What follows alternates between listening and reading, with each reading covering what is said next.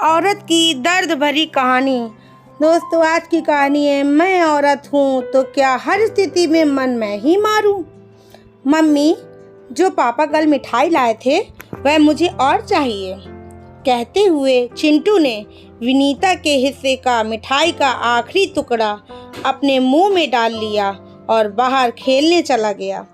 विनीता ने खाली पैकेट पर एक नज़र मारी और चुपचाप उसे डस्टबिन में डाल दिया। 2 दिन बाद शनिवार था। विनीता की तबीयत ठीक नहीं लग रही थी। वह अपना काम करके दोपहर में आराम करने के लिए जाने लगी तो मामी सास का फ़ोन आ गया कि हम रात को तुम्हारे यहाँ आएंगे। विनीता की सास ने मेहमानों के खाने की लिस्ट तैयार कर दी और खुद बाहर गार्डन में घूमने चली गई।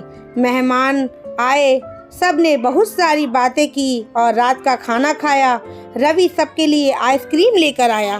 सब लोग खा पी कर चले गए। विनीता को किचन समेटकर सब व्यवस्थित करने में लगभग रात के 12 बज गए। हाथ मुंह धोकर बेडरूम में पहुंची तो रवि उसका इंतजार कर रहा था। उसने विनीता का हाथ पकड़कर अपने पास बिठाया तो विनीता ने कहा, आज नहीं रवि, आज मैं बहुत थक गई हूँ, मुझे नींद आ रही है। ओह विनीता, कल तो रविवार है, कल आराम का दिन है। कहते हुए रवि ने लाइट बंद कर दी और विनीता को अपने पास खींच लिया।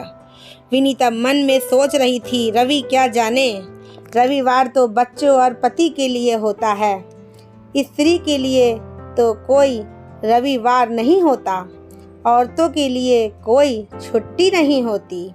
विनीता के पिता की तनख्वाह बहुत ज़्यादा नहीं थी। घर चलाने के लिए माँ को भी नौकरी करनी पड़ी। विनीता बचपन से ही अपनी माँ को देखती थी कि माँ किस तरह सुबह जल्दी उठकर घर का सारा काम निपटाकर स्कूल जाती थी और दोपहर में घर में आकर बाकी का बचा हुआ काम पूरा करती थी। माँ को शुरू से ही नौकरी करना पसंद नहीं था, लेकिन मजबूरी ने सब कुछ सिखा दिया। जब कभी माँ बीमार या परेशान होती तो पिताजी कहते कि आज मन नहीं है तो छुट्टी ले लो, तो माँ कहती, मेरे मन से दुनिया चलती है क्या?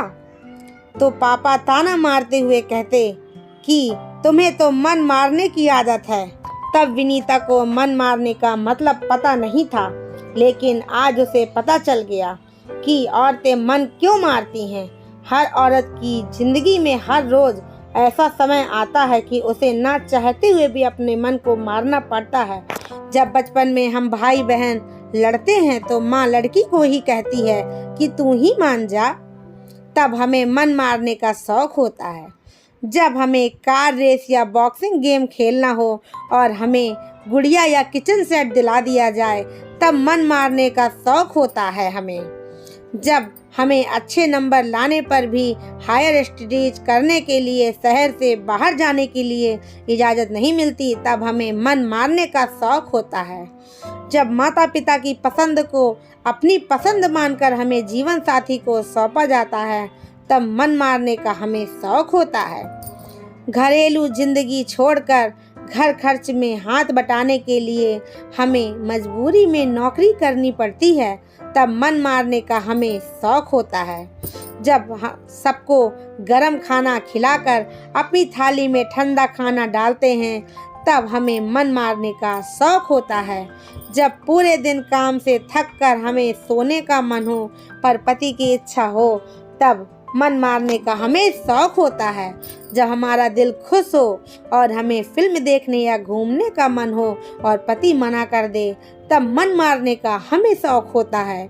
जब जन्मदिन के दिन सुबह से लेकर शाम तक आधी दुनिया हैप्पी बर्थडे बोल दे और पति देव को कुछ याद भी ना रहे तब मन मारने का हमें शौक होता है।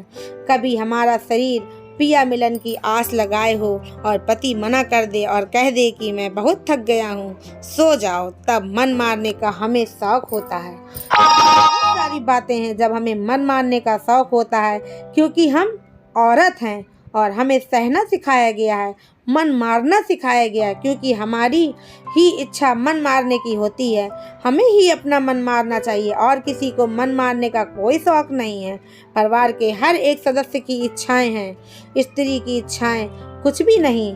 कल के पुरुष स्त्रियों की भावनाओं को कब समझेंगे? कब हर एक औरत को अपना अधिकार मिलेगा और उसे मन मारने से मुक्ति मिलेगी? दोस्तों, ये सवाल आपके मन में भी उठ रहा हो। अगर आपके मन में कोई भी क्वेश्चन हो तो हमें कमेंट करके ज़रूर बताइएगा। और हमारी कहानी आपको कैसी लगी हमें कमेंट में बताइएगा।